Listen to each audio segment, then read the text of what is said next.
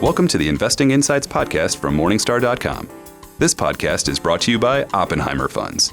Oppenheimer Funds has nearly 50 years of experience investing beyond borders to find tomorrow's opportunities.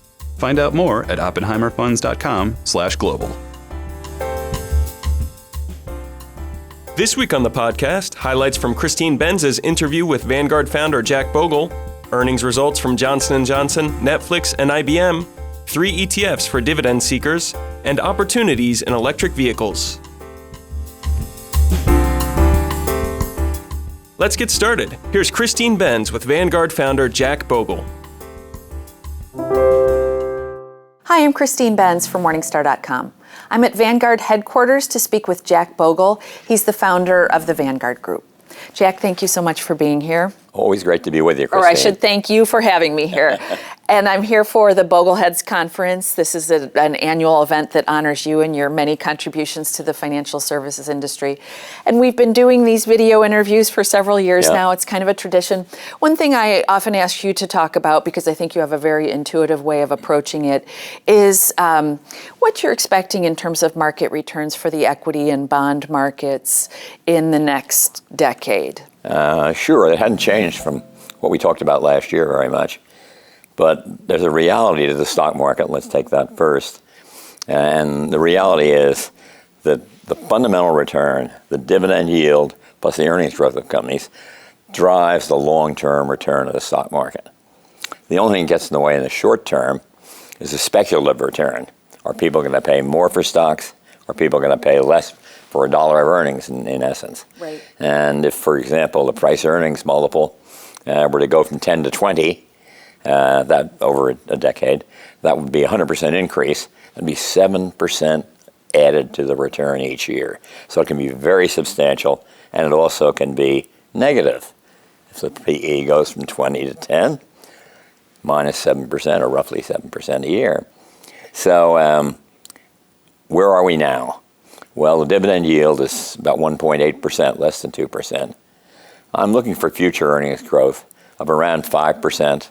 I don't think we can do much better than that, maybe a lot better this year with the tax cut, and maybe a little bit better next year too, but maybe 5%. So let's call the dividend yield 2, and 5 is 7. By my numbers, that's the investment return. Right. 2% dividend yield, 5% earnings growth. That's a 7% return. And if the price-earnings ratio is to go down a little bit, I think 1.5% off that 7% return, which would be a 5.5% return on stocks over that period. And that's a little higher than I've been using. Maybe right, maybe wrong. I've usually been using about 4. But it's a ballpark. It doesn't really matter what we guess in these areas. There's no precision in any of this. Well, let's say in the 4 to 5% range, just for the fun of it for stock. Bonds are a different matter because there's only one driving factor for bonds in the long run, and that is the current level of interest rates. So we use a combination of the 30-year Treasury, which is around a little over 3%, and then we use 50% of that and 50% of the corporate rate, which is around 4.25%, and that's going to give you about a 3.8%, let's say, but I'd round it to 4. Blending those two together. Return on bonds.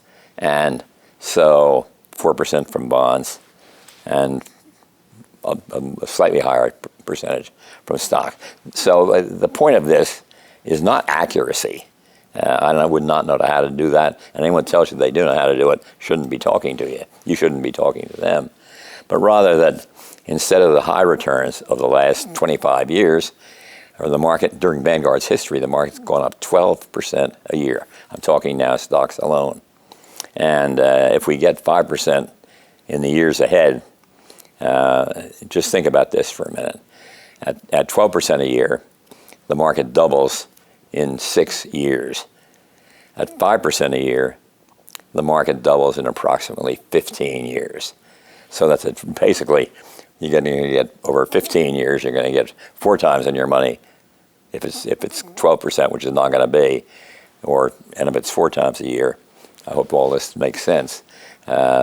you're going to get the same number, but it's going to take twice as many years. And that's not even factoring in inflation or taxes or expenses. Mutual fund cost. I knew you would end up there. Yeah.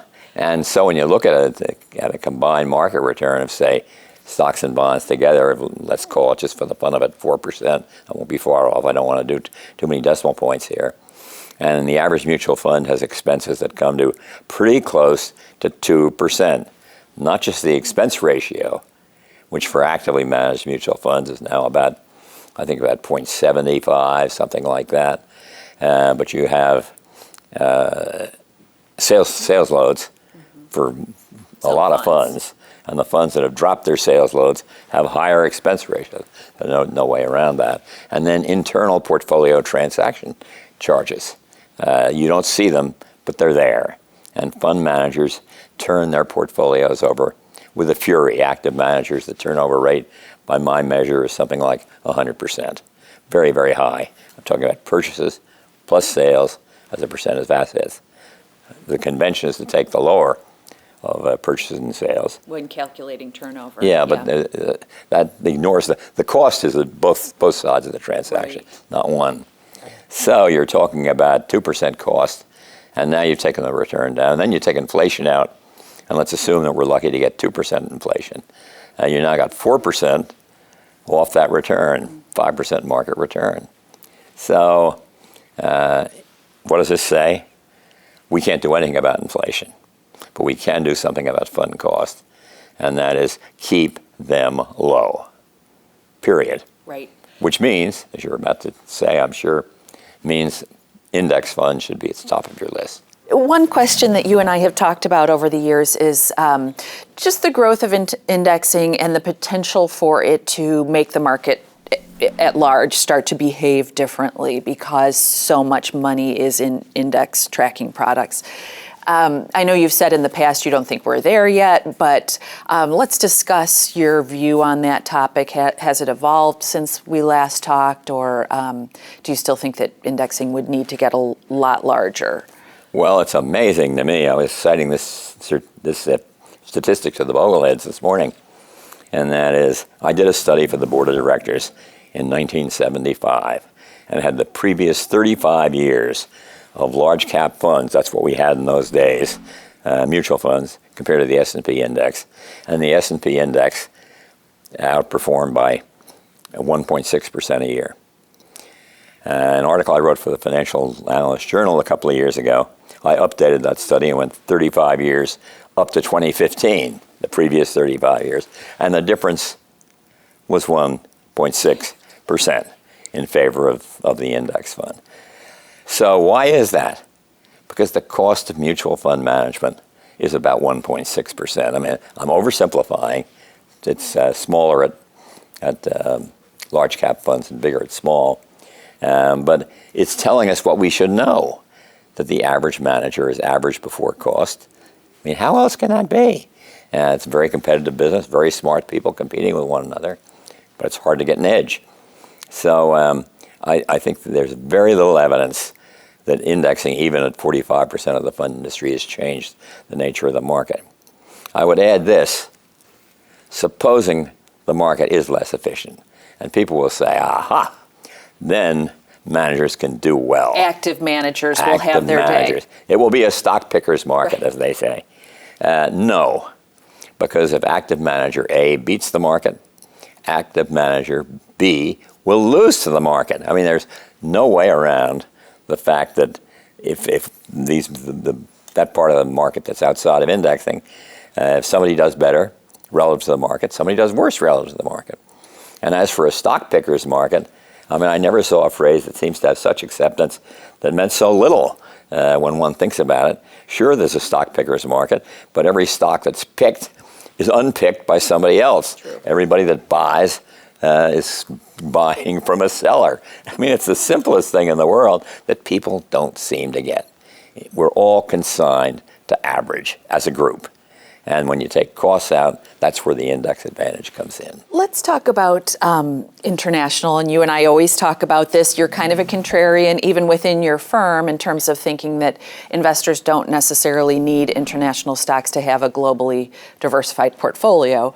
But you, yesterday at the conference, you talked about Jason Zweig's good piece on the perhaps relative undervaluation of foreign stocks. Do you think investors ought to look at that, be thinking about the fact that we have not seen foreign stocks perform as well as U.S.? I guess the answer to that is yes and no. And number one, the fact that they're undervalued may mean that they're undervalued because they're riskier, which I think is at least importantly the case, maybe not the entire case.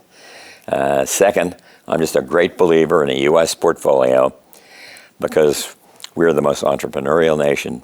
We've got the soundest institutions, financial and otherwise, or have had in the past. Governance is pretty solid in the past, at least, and a well-diversified economy. And for U.S. corporations, about half of their revenues and half of their earnings come from abroad anyway. Mm-hmm. It's not as if we're America first or America only.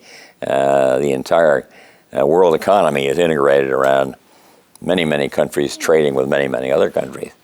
So I do not think you need to have international. Now, people have been doing it for a long time. The cash flows in the fund business have been much stronger in non-US international, yeah, than in the U.S., despite the inferior performance. And I don't quite understand where this thing is that you must have a global portfolio. Maybe it's right, of course, maybe anything's right. But I think the argument favors the domestic U.S. portfolio. And then you have to worry about whether the dollar is strong or weak. Right. One more risk. Or many of these foreign nations have, particularly emerging market nations, which are, I think, around 20% of the non-U.S. index, are very risky, very interest rate sensitive, governmentally not strong, or maybe a little capable of tipping over rather easily. So I do tell people, feel free to disagree with me because I'm not always right. But if you I have 0% in non-U.S. I say you don't need to have non-U.S. But if you do, limit it to 20%. A lot of portfolios now have 25, 35, 45% in non-U.S. securities. And I think that's just too much. This podcast is brought to you by Oppenheimer Funds. Oppenheimer Funds has nearly 50 years of experience investing beyond borders to find tomorrow's opportunities. Find out more at oppenheimerfunds.com/global. Now, our analysts offer their takes on earnings from Johnson & Johnson, Netflix, and IBM. Johnson & Johnson reported third quarter earnings that largely surpassed consensus expectations, but were largely in line with our expectations. And so we're not changing our fair value, and we think the stock is slightly overvalued, but still very well positioned for growth on a fundamental basis, and really believe that the firm has a strong, wide economic moat. When looking at the quarter, the drug division again helped lead overall results. They've got a lot of new products hitting the market that are really in areas of unmet medical need that allows them to price these drugs very well, and the uptake is very strong because there's a lot of unmet medical need. Outside of the drug division, the consumer group actually did very well, and we were surprised by that. It's been an area of weakness in the past, so it's nice to see that group finally hitting its stride and really showcasing the brand power of that division. Lastly, in the medical device division, this is an area where Johnson & Johnson has struggled a little bit with innovation and some pricing headwinds, and this is continuing to be a bit of a laggard for the company, and we do expect that to continue for the next couple of years. However, longer term, with some of the robotics that they're working on, looks like an area of nice growth beyond the 2020 time period. Overall, the results were better than consensus and pretty close to what we were anticipating, and we continue to view the stock with a wide economic moat and just slightly overvalued. Netflix posted stronger than expected subscriber guidance in the third quarter as the company beat its own weak guidance by roughly 2 million subscribers. The company now has over 130 million subscribers globally as it continues to expand its global subscriber base.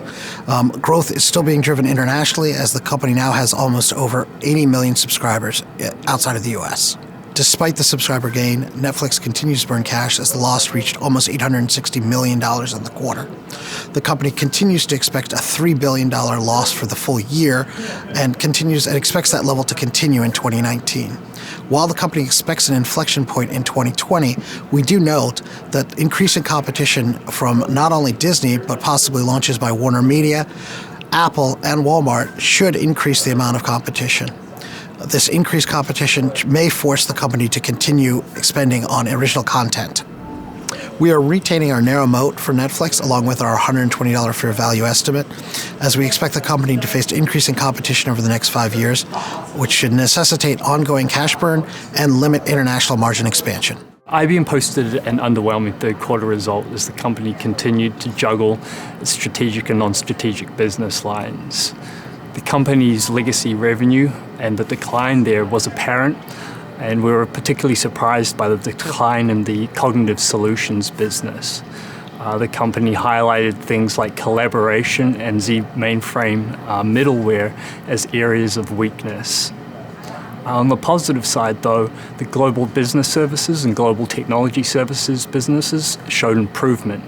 And we were hopeful that digital transformation will drive revenue for the consulting and infrastructure services business lines. In terms of strategic imperatives, the business grew 11% on a year-over-year basis. On a trailing 12-month basis, constituted $39.5 billion. Strategic imperatives are expected to be a decent midterm growth driver for the business. However, we expect a slowdown over time as the compare gets harder and harder. Still, strategic imperatives remains one of the only viable options for IBM's top-line growth rate. That's if it is to even achieve modest revenue growth. Our fair value estimate is $168 on this narrow moat name. We believe investor sentiment is low, and we think the company is trading at a discount to our fair value estimate. Therefore, we think the company would appeal to risk-seeking technology investors. Go from one investment analyst to 150. Sign up today for Morningstar Premium and let our independent and unbiased research staff help you find the best investments. Get started today with Morningstar Premium. Next, 3 Dividend Etf Pics. Hi, I'm Susan Jabinski with Morningstar.com. Dividend-paying stocks are attractive to yield-seeking retirees, but a collection of high-quality dividend payers can make excellent core holdings for investors in accumulation mode, too. Joining me today to discuss some of Morningstar's favorite ETFs that target dividend-paying stocks is Adam McCullough. He's an analyst in our manager research group focusing on passive strategies. Adam, thank you for joining us today. Happy to be here today, Susan. Now, the first pick you wanted to focus on today is the only ETF that focuses on dividend-paying stocks that also happens to get a gold fund analyst rating from us. And it's also an ETF that focuses pretty much exclusively on dividend growth stocks, and it's Vanguard Dividend Appreciation. Why don't you tell us a little bit about that one? Yeah, that's right. So you are right in that this is a fund looking for stocks that are willing and able to raise their dividend payments. So it won't be the highest yielding dividend-focused fund. So it lands in Morningstar's large blend category, and its yield could be probably a little bit higher than the Russell 1000. But it's looking for those stocks that are of high quality and profitability that will be able to maintain their dividend payments. So what it does is first it applies a backward-looking 10-year screen for stocks that have raised their dividend payments for each of the last 10 years. So that shows, one, that they're profitable enough to raise their dividend payments each year, and two, that their management is willing to raise the dividend payments in each of the last 10 years. So this is good and bad in that it finds the more profitable names, but precludes names that could probably sustain their dividend payments like Apple that haven't been paying dividends for the past 10 years. Next, what it does is after it has this list of stocks that have raised their dividend payments, it weights them by their market cap. So it skews towards the largest names of that set. So all told, it holds about 180 stocks, and it's looking for those profitable names, so it should hold up better during market downturns than the average fund in the category. In fact, during the financial crisis, it only lost 46%, whereas the Russell 1000 lost about 55%. To boot, it's cheap. It only charges 8 basis points a year, which is also what supports its Morningstar analyst rating of gold.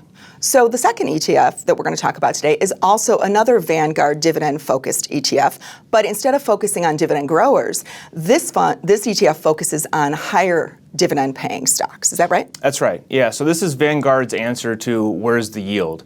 So this fund, average yield over the past 5 years has been about 3.4%. It's Vanguard High Dividend Yield ETF, easy enough. And so what this fund does is it looks for the top half of dividend payers based on their forward-looking yield, and then it weights them by their market capitalization.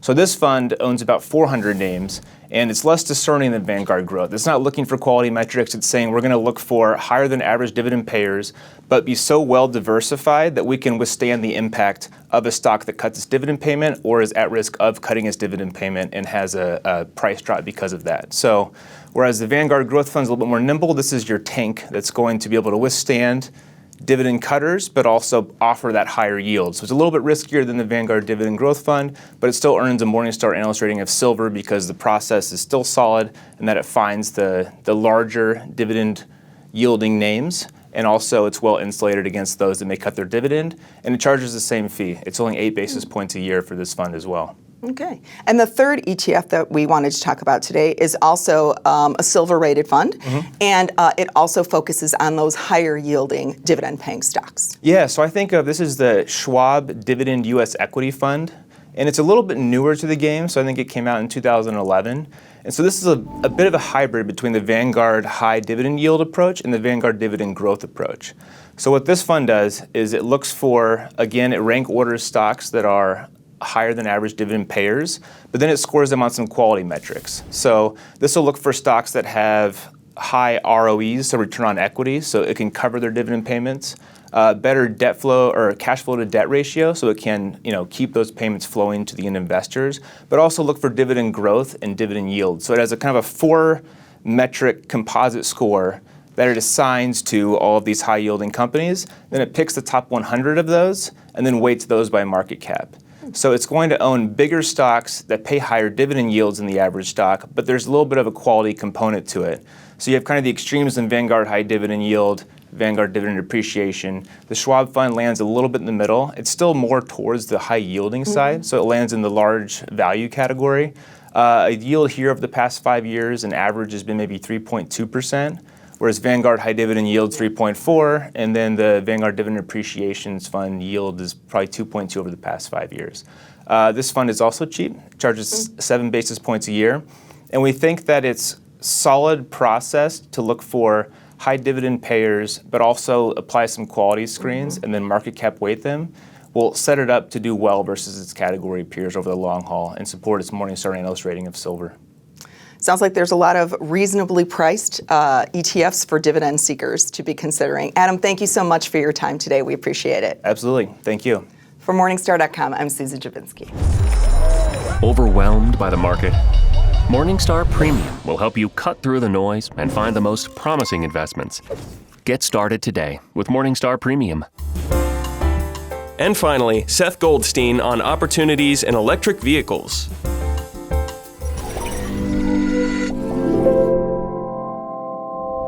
We recently published a deep dive report highlighting our bullish outlook for global electric vehicle penetration. Based on our findings, we see a number of attractive long opportunities that will allow investors to capitalize on increasing electric vehicle production.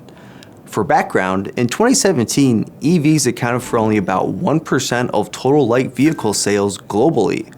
By 2028, we expect this number to increase to 15%, which is above consensus estimates of 11%. A key driver of this outlook is our analysis that, over the next decade, EVs will reach cost parity with internal combustion engine vehicles. Battery innovations will also increase driving range and shorten charging times so that EVs will no longer be an inferior product versus ICEs.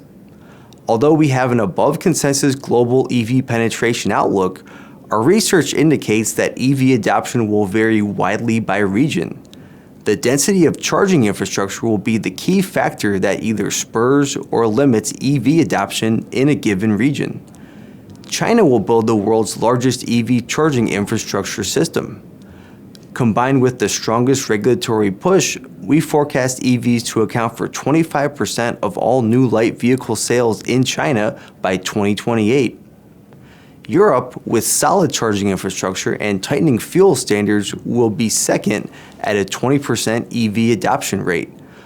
The US will lag the global average at 12.5% due to fragmented regulatory policies that will limit EV adoption. Our top picks for industries that will benefit most from growing EV adoption are lithium producers and utilities. Lithium will be needed in all EVs regardless of battery chemistry or auto brand. Meanwhile, utilities that grow their rate base by building EV charging infrastructure can offer the security of regulated returns to investors. Our top picks to play the EV adoption trend are Albemarle, BMW, Borg-Warner, Edison International, General Motors, and SQM. That does it for this week's Investing Insights podcast from Morningstar.com. We hope you have enjoyed our program and we welcome your feedback. Please send your comments and questions to podcast@morningstar.com. From everyone here at Morningstar, thanks for listening.